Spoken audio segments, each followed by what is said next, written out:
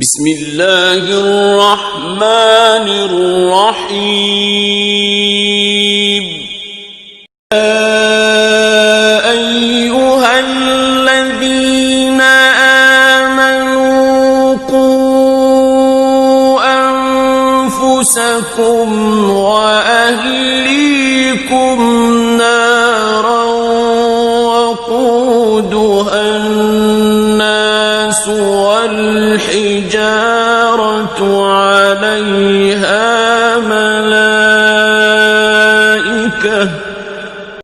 عليها ملائكة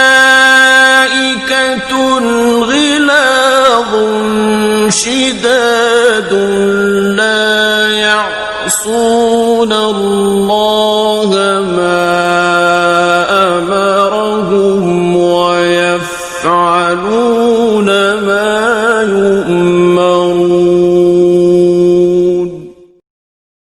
اعوذ باللہ من الشیطان اللعین الرجیم. بسم اللہ الرحمن الرحیم. الحمد لأہلہ والصلاة على اہلہا. اما بعد، قال مولانا امیر المؤمنین علی بن ابی طالب صلوات اللہ وسلامہ علیہ: رب بعید اقرب من قریب وقریب ابعد من بعید والغریب من لم يكن له حبیب من تعدى الحق واقع مذهبه ومن اقتصر على قدره كان أبقى له وأوثق سبب أخذت به سبب بينك وبين الله سبحانه وتعالى ومن لم يبالك فهو عدوك قد يكون البعث إدراكا إذا كان الطمع حلاكا وليس كل عورة تظهر ولا كل فرصة تصاب وربما أخطأ البصير قصده وأصاب العمى رشده. أخر الشر فإنك إذا شئت تعجلته وقطيعة الجاهل تعدل صلة العاقل من عمن الزمان خانه. صدق مولانا امیر المؤمنین علی بن ابی طالب صلوات اللہ وسلامہ علیہ. سامعین و ناظرین کرام، حسب دستور سرنامہ کلام میں مولائے کائنات امیر المؤمنین علی بن ابی طالب کے مکتوبات میں سے مکتوب نمبر 31 کے چند کلمات تلاوت کرنے کا شرف حاصل ہوا. مولائے کائنات اپنے فرزند عزیز امام حسن مجتبیٰ کو جنگ صفین سے واپسی پر یہ وصیت فرماتے ہیں اور فرمایا: رب بعید اقرب من قریب. بہت سے قریبی جو ہے بیگانوں سے بھی زیادہ اور بے تعلق ہو جاتے ہیں، اور بہت سے بیگانے قریبیوں سے بھی زیادہ نزدیک ہو جاتے ہیں. جب انسانی زندگی کے اندر آپسی تعلقات خراب ہوتے ہیں تو آپ کے قریبی آپ سے دور ہو جاتے ہیں، اور وہ لوگ جو آپ کے قریبی نہیں ہیں لیکن مشکل میں جب وہ آپ کے کام آتے ہیں، تکلیف میں جب وہ آپ کے کام آتے ہیں، تو یوں سمجھو کہ ان قریبی رشتوں سے وہ بعید والے اچھے ہوں گے اور بہتر ہوں گے، آپ کے نزدیک آئیں گے جنہوں نے آپ کو مشکل میں سہارا دے دیا. والغریب من لم یکن له حبیب. مولائے کائنات فرماتے ہیں پردیسی، یعنی پردیسی کسے کہا جاتا ہے؟ دوسرے لفظوں میں یہ سوال کروں، پردیسی کسے کہا جاتا ہے؟ تو مولائے کائنات فرماتے ہیں پردیسی وہ ہے جس کا کوئی دوست نہ ہو. یعنی حقیقت میں تو وہ اپنے وطن کے اندر ہی ہے، اپنے ملک کے اندر ہی ہے، اپنے گاؤں کے اندر ہی ہے، اپنے رشتوں کے بیچ میں ہی ہے، لیکن جب اس کا کوئی دوست نہ ہو، اس کا چاہنے والا نہ ہو، تو حقیقت کے اعتبار سے وہ کیا ہے؟ پردیسی ہے. من تعد الحق ذاق مذهبه، جو حق سے تجاوز کرتا ہے اس کا راستہ تنگ ہو جاتا ہے. یعنی جو بھی انسان حدود الہیہ کو، قوانین الہی کو پامال کرتا ہے اور حدود الہی کو اور حق کے حدود اور راستوں کو تجاوز کر کے اپنے منشا اور اپنے خواہشات نفسانی کے مطابق، اپنی پسند کے مطابق حدود الہی کو پامال کرتا ہے تو اس کے راستے کیا ہو جاتے ہیں؟ تنگ ہو جاتے ہیں. وَمَنْ اقْتَصَرَ عَلَى قَدْرِهِ كَانَ أَبْقَى لَهُ، اور جو اپنی حیثیت سے آگے نہیں بڑھتا اس کی منزل اور اس کی منزلت کیا ہے؟ برقرار رہتی ہے. جہاں پر بھی انسان اپنے مقام و منزلت کے اعتبار سے کوئی کام کرتا ہے تو وہ اپنے مقام و منزلت کو برقرار رکھ سکتا ہے. لیکن اپنے حیثیت سے بڑھ کر، یعنی کوئی بھی شعبے سے وابستہ رکھنے والا انسان اپنے شعبے کے اندر جو حیثیت دے دی گئی ہے اس حیثیت سے بڑھ کر اگر آگے جانے کی کوشش کرے گا تو وہ حیثیت سے جو بڑھ کر آگے جانے کی کوشش کرے گا وہ سنبھل نہیں پائے گا، بلکہ وہ اپنے آپ گرا دے گا اور ٹھوکر کھائے گا اور نقصان اٹھانا پڑے گا.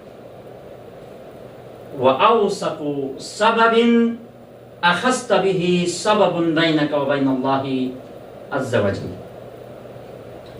تمہارے ہاتھوں میں سب سے زیادہ مضبوط وسیلہ وہ ہے جو تمہارے اور اللہ کے درمیان ہے. پھر مولا کائنات فرماتے ہیں وَمَن لَمْ يُبَالِكَ فَهُوَ عَدُوُّكَ، جو تمہاری پرواہ نہیں کرتا ہے وہ تمہارا دشمن ہے. دیکھنے میں تو وہ تمہارا دوست ہے، وہ تمہارا رشتہ دار ہے، تمہارے اسرہ کا بندہ ہے، تمہارے قبیلے کا بندہ ہے، تمہارے عشیرے کا بندہ ہے، تمہاری خاندان سے اس کی وابستگی ہے. لیکن جب تمہاری پرواہ ہی نہیں ہے اس کے لیے، جب تمہاری وہ کیا ہے؟ آپ کا دشمن ہے. قد یکون البعث ادراکا اذا كان الطمع ہلاکا، جب حرص اور طمع تباہی کا سبب ہو تو مایوسی ہی کامرانی ہے. مثلا انسان کے اندر اگر حرص اور طمع بڑھ جائے تو اس حرص اور طمع سے بہتر کیا ہے؟ مایوسی ہے. انسان مایوس ہونا بہتر ہے حرص اور طمع سے. وَلَيْسَ كُلُّ عَوْرَةٍ تَظْهَرُ وَلَا كُلُّ فُرْصَةٍ تُصَابُ، اور ہر عیب ظاہر نہیں ہوا کرتا اور فرصت کا موقع بار بار نہیں ملا کرتا. یعنی انسان کو جب خداوند عالم نے اس روئے زمین کے اندر محدود مدت کے لیے فرصت دے کر بھیجا ہے تو اس فرصت کے موقع کو غنیمت سمجھ کر الہی قوانین کے اوپر اپنے آپ کو متمسک کر کے الہی قانون سے، اور زندگی جو انسان کی عادی زندگی ہے اس زندگی کو غنیمت سمجھ کر جو ابدی زندگی ہے اس زندگی کے لیے زاد راہ اور توشہ آخرت کو اخذ کرنا چاہے. اس مختصر مدت کو، اس دنیاوی زندگی کو غنیمت اور فرصت سمجھ کر. کبھی آنکھوں والا صحیح راہ کھو دیتا ہے اور اندھا صحیح راہ پا لیتا ہے. برائی کو پس پشت ڈالتے رہو، یعنی اخر الشر، برائی کو پس پشت ڈالتے رہو، کیونکہ جب چاہو گے اس کی طرف بڑھ سکتے. جاہل سے علقہ توڑنا عقل مند سے رشتہ جوڑنے کے برابر ہے.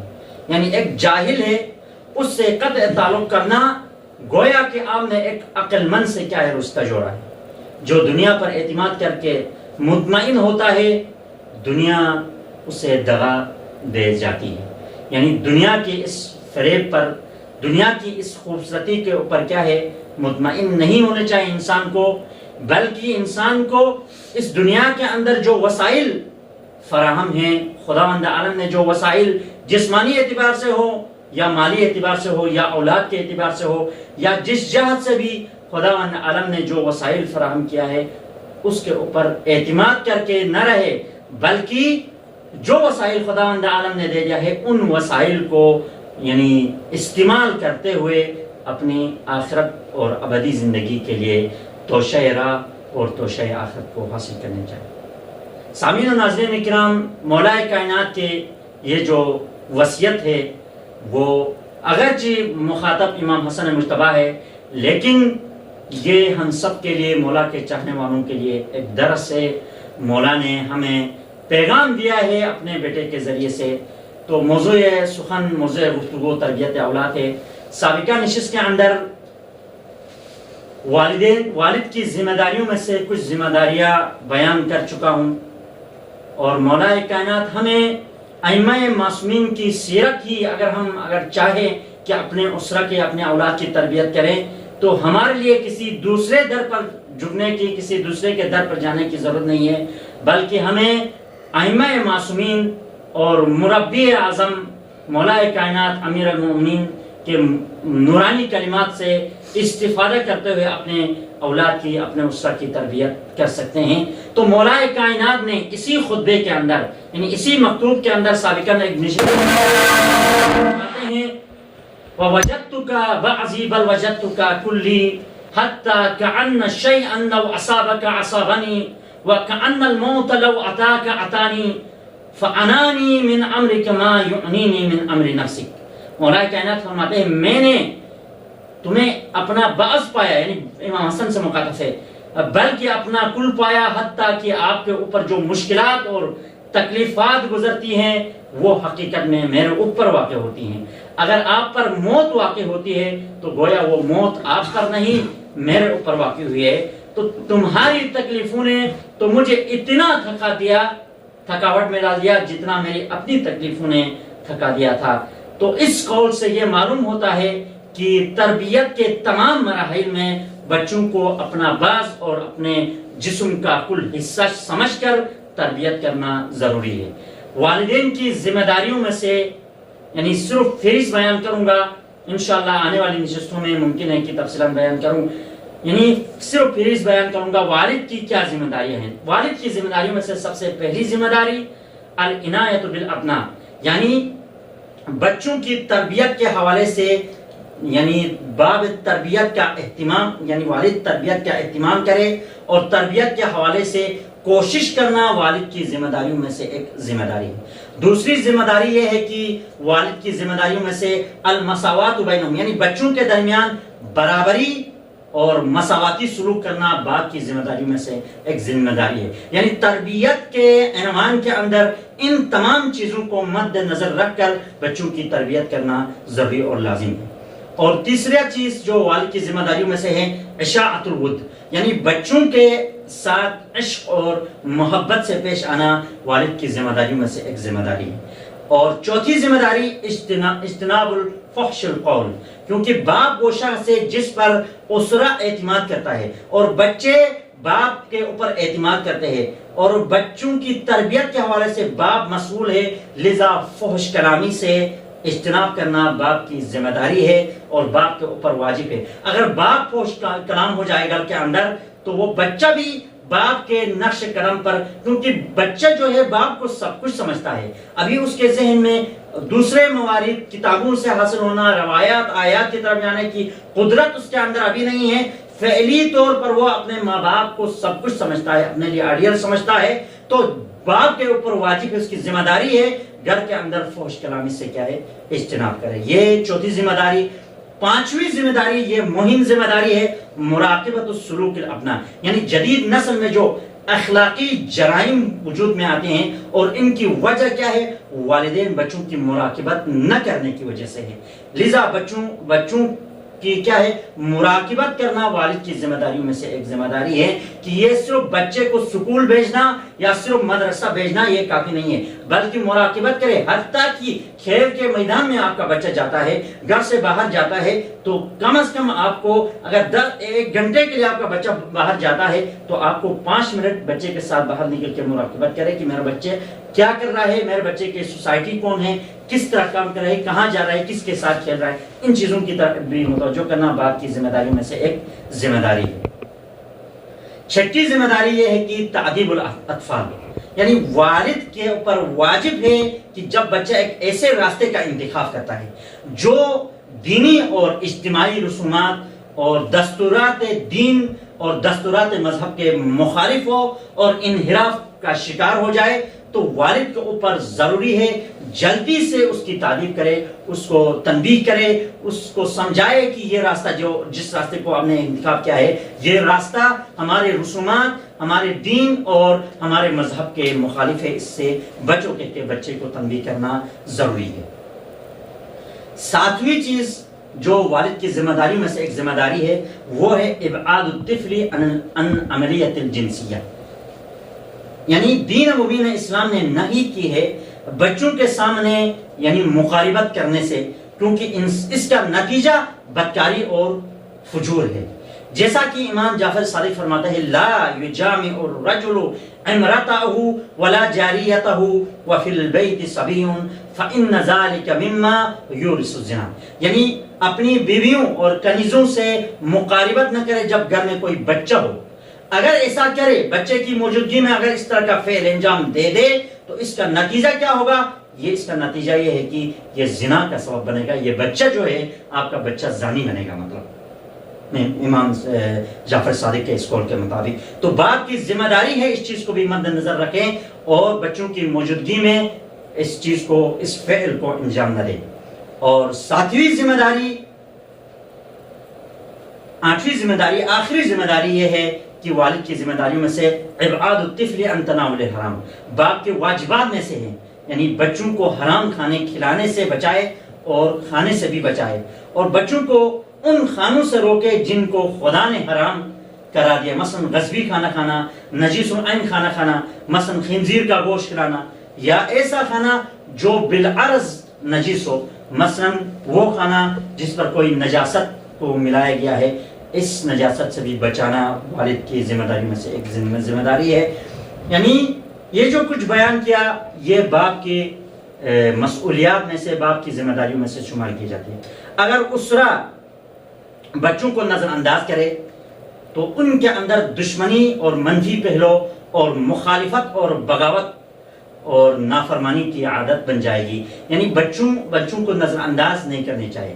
اور کچھ باتیں ایسی ہیں جسے دین مبین اسلام نے نہیں کی ہے, یعنی والدین بچوں کے ساتھ اس طرح پیش نہ آئے, یعنی ایسے افعال ہے, ایسے رویے ہیں, ان رویوں سے پیش نہ آئے. اگر ان رویوں سے پیش آئے تو بچوں کے اندر خرابیاں پیدا ہونا ممکن ہے. یعنی وہ رویے جن سے دین مبین اسلام نے منع کیا ہے والدین کو سختی کے ساتھ بچوں کے ساتھ اس طرح پیش نہ آئے, ان میں سے سب سے پہلا یہ ہے کہ القسوہ, یعنی بچوں کے معاملات میں سختی سے پیش نہ آئے اور اتنی سختی نہ کرے جو اسراف کی حد تک پہنچ جائے.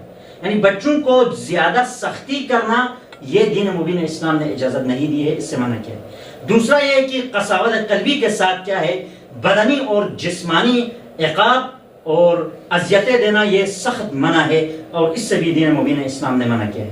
اور تیسری چیز یہ ہے کہ بچوں کو ہمیشہ بچوں کی تنقید کرنا اور اس کے عیوب کو بیان کرنا, بالخصوص غیروں کے سامنے, اس سے بھی دین مبین اسلام نے منع کیا ہے. یعنی ہمیشہ بچے کو آپ تنقید نہ کریں اور ہمیشہ اس کے عیوب کو بیان نہ کریں, وہ بھی غیروں کے سامنے. مثلا ایک ہوتا ہے اپنی جگہ پر اپنے مقام پر اس کو تنبیہ کرتے ہو کہ آپ نے یہ کام غلط کیا ہے, وہ ایک الگ شے ہے, لیکن غیروں کے سامنے آپ بچے کو تصویر ہے یہ, یعنی اس کے تانا دینا, اس کو تنقید کرنا, یہ بہت برا نتیجہ ہے اس کا. اس لیے دین مبین اسلام نے منع کیا ہے کہ ہمیشہ بچوں کو تنقید کرنا اور ان عیوب کو غیر کے سامنے بیان کرنا منع کیا ہے. اور چوتھی چیز کیا ہے, بچوں کو اچھائی کے ساتھ اس کا ذکر نہ کرنا. یعنی بعض والدین کا ایسا ہے کہ کبھی بھی اپنے بچوں کو کیا ہے کوئی اچھائی سے کیا ہے ذکر نہیں کرتے ہیں.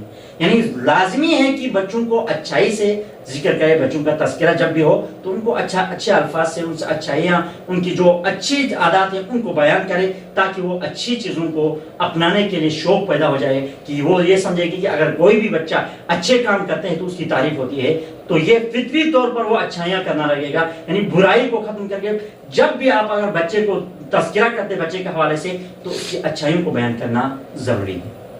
اور پانچویں چیز جس سے منع کیا ہے بچوں کے ساتھ پیش نہ آنا ان رویوں میں سے پانچواں یہ ہے کہ چشم پوشی کرنا, یعنی ان کے دوسرے بھائیوں کے نسبت بچے کو نظر انداز کرنا. یعنی خود بچوں کے اندر بھی مساوات پہلے بیان کیا, باپ کی ذمہ داریوں میں سے مساوات سے پیش آنا. یہاں پر کیا ہے چشم پوشی کرنا, ایک کو تھوڑا اہمیت دینا, ایک کو زیادہ اہمیت دینا, ایک کو کم, یہ اس چیز سے بھی منع کیا ہے. اور چھٹی اور آخری چیز تعجبانہ انداز میں بچے کی طرف دیکھنا, یہ بھی منع ہے. جب کوئی اس کے بچے کی اچھائیاں بیان کرے, یعنی ادھر سے ایک شخص غیر جو ہے آپ کے بچے کی تعریف کر رہا ہے, اچھے انداز میں آپ کے بیٹے کی تعریف ہو رہی ہے, لیکن آپ بچے کو کیا ہے تعجبانہ انداز سے بچے کی طرف دیکھیں, تو اس چیز سے یعنی تعجبانہ انداز سے بیٹے کی طرف نظر کرنے کو بھی کیا ہے دین مبین اسلام نے منع کیا ہے.